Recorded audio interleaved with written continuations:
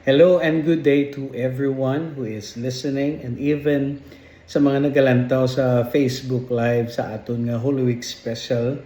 This is our time of remembering the ultimate sacrifice of our Lord Jesus Christ on how He gave His life on the cross to ransom us from our sin and eternal judgment. That's why para sa akon ginatawag ko ini nga hallelujah for all of what He has done for all of us. Today, we will be talking about the new commandment.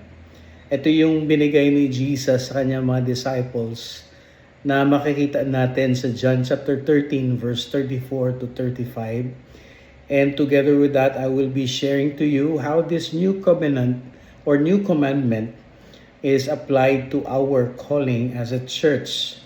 We know this that we are, as a church, we are called by God to do His commands.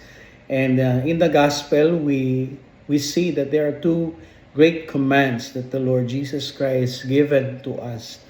It's the number one is the Great Commission, and the number two is the Great Commandment. No, yung sinabi ni Jesus sa Matthew chapter 28 verses 19 to 20.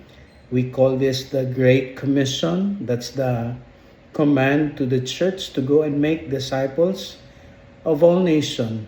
And the second one is the loving the Lord your God with all your heart, with all your soul, with all your strength, and loving your neighbor as yourself, which is found in Mark chapter 12 verse 29 to 31. Ang story nito, there was a scribe, an expert of the law that asked the Lord Jesus Christ kung ano yung the most important command of all. No, we know this in the Old Testament that there are 613 commands na binigay sa Israelita, and one of the scribe asked him what is the most important, and so Jesus replied in verse 29 hanggang sa verse 31, sabi doon, the most important commandment is this: Listen, O Israel,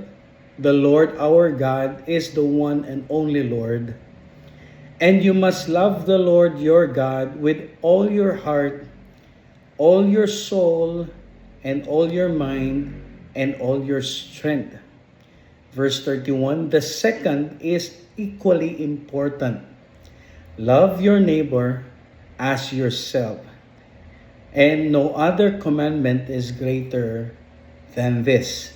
Now, if you look at this, Jesus was telling there are two most important commandments. Sabi dito, the first one talks about our relationship with God. That's why it says you must love the Lord your God with everything and with everything we are and with everything we have. That's why it says with all your heart, with all your soul, with all your mind, and with all your strength. That's the first one that we need to respond to His love, and we need to love Him back with what we have in us. But the second one, sabi doon sa binasa natin kanina, Jesus said, is also equally important. And this is where Jesus has given us the emphasis noong sinabi niya ang new commandment. Dahil sinabi doon sa Mark chapter 12 verse 31, sabi ni Jesus Christ, ang second is love your neighbor as yourself.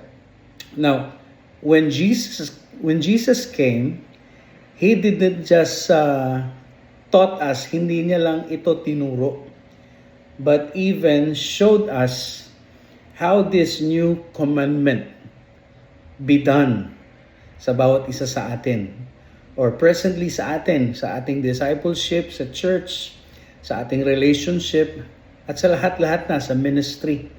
Ito ay hindi lang tinuro ni Jesus. He fulfilled it. No, he never canceled the second most important commandment, but instead, He fulfilled it, He showed it, and even elevated the standard of the second most important command. Yung first command kasi is loving God and loving people. This is very important. That's why hindi na ito chinains ni Jesus Christ when He came. But the second one, or yung sinabi kanina na loving your neighbor as yourself, ito yung binigyan ng emphasis ni Jesus Christ na sinabi niya ang bagong commandment. Okay? So, I want you to understand this because this is very important, because if you apply the old commandment, the basis of your love is coming from yourself, or coming from yourself sa iyong standard. Okay? Parang ganun ang understanding. Kasi sabi doon, love your neighbor as yourself. So, just think about how you love yourself. Just think about how you treat yourself. So, we always believe that you cannot give what you don't have. So, it's the same principle that how you treat yourself is the way you will love others also. Kaya, medyo, kung iisipin natin, medyo mahirap ito na i-apply dahil kung ano lang yung nare-receive natin, yun lang din ang i-respond natin towards our neighbor. But Jesus, when He came, He elevated the standard. Okay? Sabi doon sa John chapter 13, verse 34, sabi niya, I'm giving you a new commandment. He was now talking to His disciples. This was after He washed the feet of His disciples. This was after He knew that Judas will betray Him with 30 pieces of silver. And although He knew that Judas will betray Him, he chose to love Him. He chose to forgive Him. He chose to qualify Him in that room, in that evening, na kasama ang lahat-lahat ng mga disciples. So in that night, Jesus gave them the new commandment because of this situation, because of this tension, because of this arising conflict in the lives of the disciples. Ito ay ma-apply din natin sa church, no? Sa church natin, maraming mga issues, maraming mga imperfections, maraming mga problems na nag-a-arise, especially in the relationship. Now, this new commandment will be applied when we see it as how Jesus saw it in us. Kasi sabi ni Jesus Christ dito, I'm giving you a new commandment. Sabi niya, love each other in the same way that I have loved you. So it's no longer about as you love yourself. No, it's no longer about the basis of loving others coming from yourself or coming from your standard. This is loving others as or the same way that Christ loves us. So when you look at it, it is as if there's a shifting of standards. Parang the more ni Jesus inelevate yung standard of loving people. Kasi nga pinakita niya dito sa chapter 13 how He loved them. No, sabi doon sa first two verses, Jesus now received His identity, who He is. Then He washes the feet of the disciples. Parang mayroong shifting of the standards. Kasi sa old standard, sabi nga kanina, sabi ko, that love others as you love yourself. But in the new standard, or in the new commandment, love others as Christ loves you, or loves us. So in other words, we're no longer loving people based on what we feel, how we receive things, how we respond to things, but we will love others as how Christ loved them or love us. So, So in other words, for us to love others, And following the new commandment, we need first to experience that love that Christ offered us. Yung bang love unconditional. We need to experience that. We need to have that first to be able to love others also. It becomes more impossible even to love others without the love of Christ in us. In other words, kailangan muna nating ma-receive yung love ng Panginoon and experience it and live in it so that we can share it to others. We can manifest it to others. So it's a shifting of standards. It's no longer about us or how we feel. It's about how Christ loved each other, how Christ forgave each other, how Christ considered and accepted each other. So if you look at it, it's like an upgrade, no? From self-reference love to Christ-centered love or sacrificial love. From measuring by your own self to measuring the cross. And this makes the loving people more deeper, more Christ kind of love.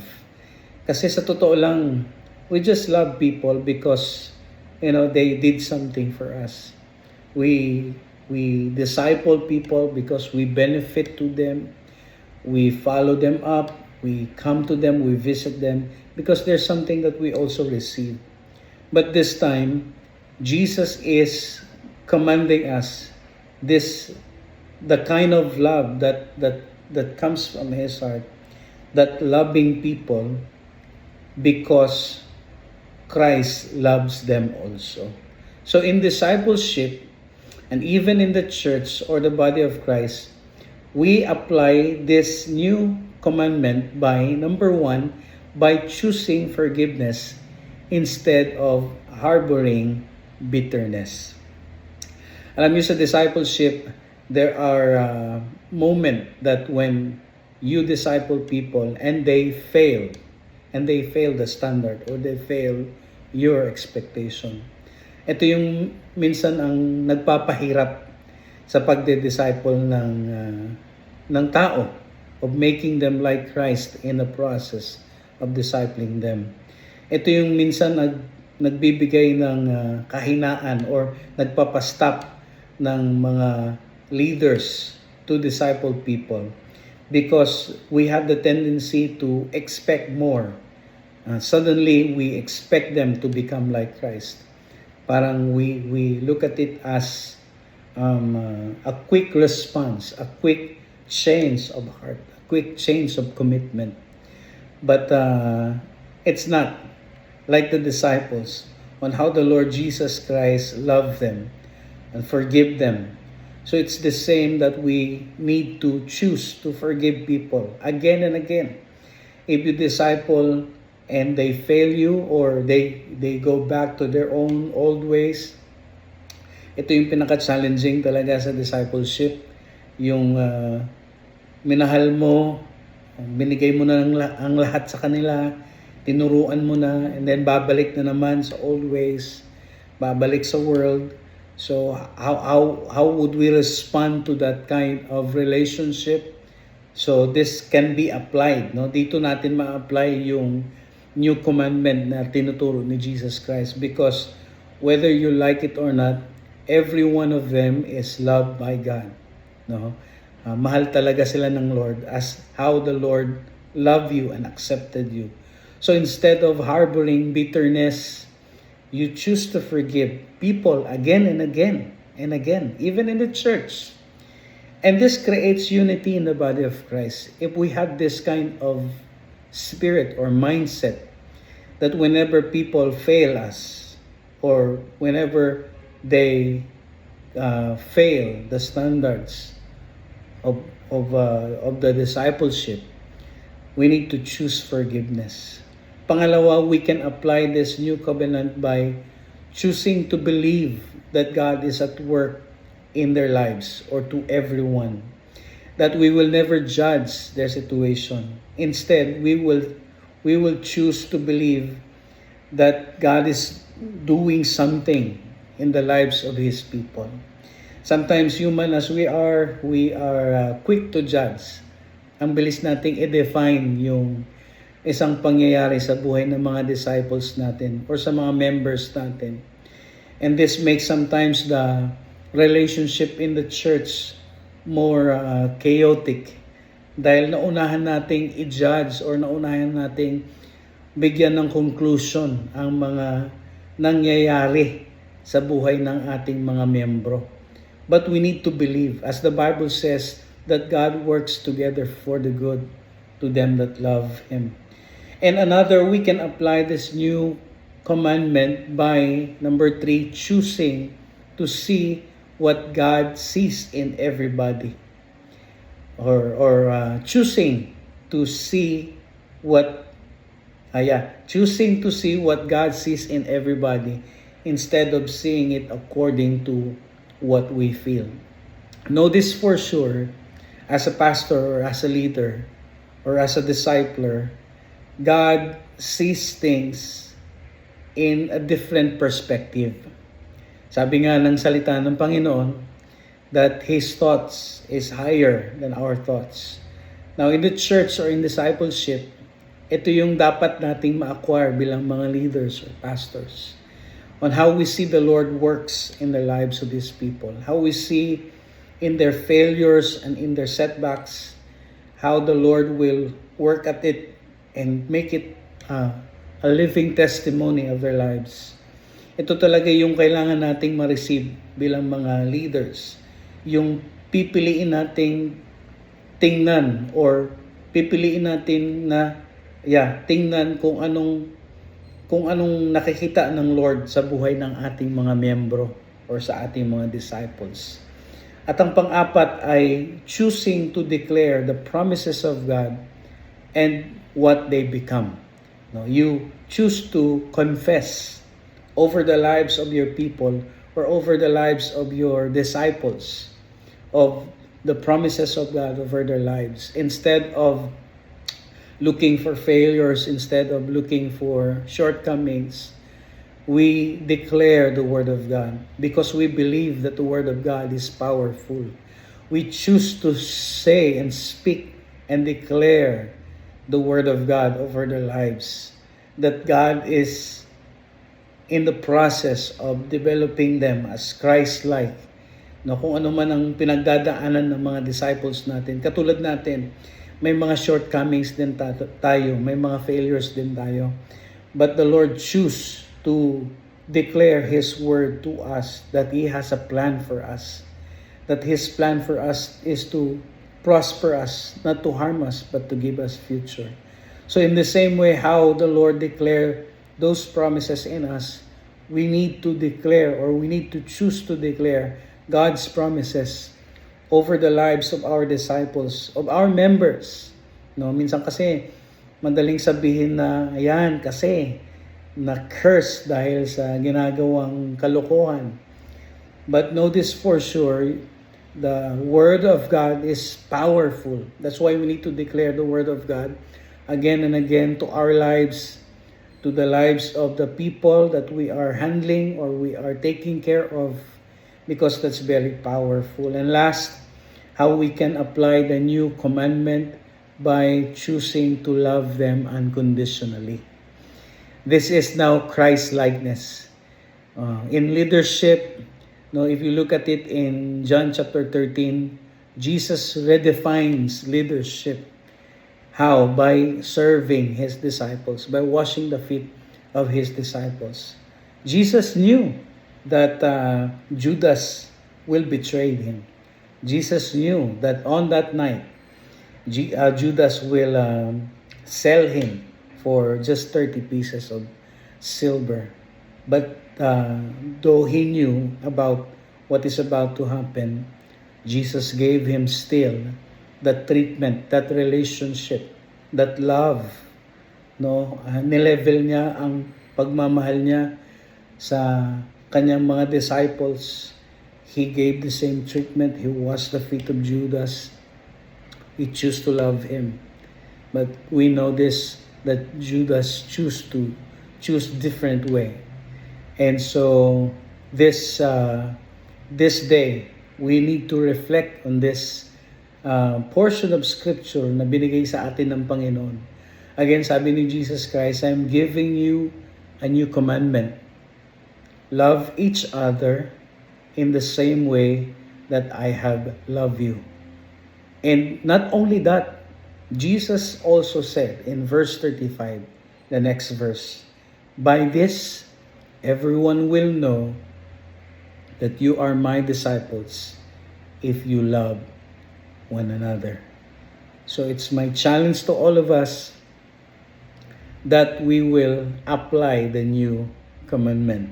No longer the standard of ourselves, but on how the Lord loves us and forgive us, on how the Lord consider us, how the Lord accepted us, the same love that we are to apply to our disciples, to the church, and to every relationship that we have, because this is very powerful. I hope that you receive a message today as I share this new commandment.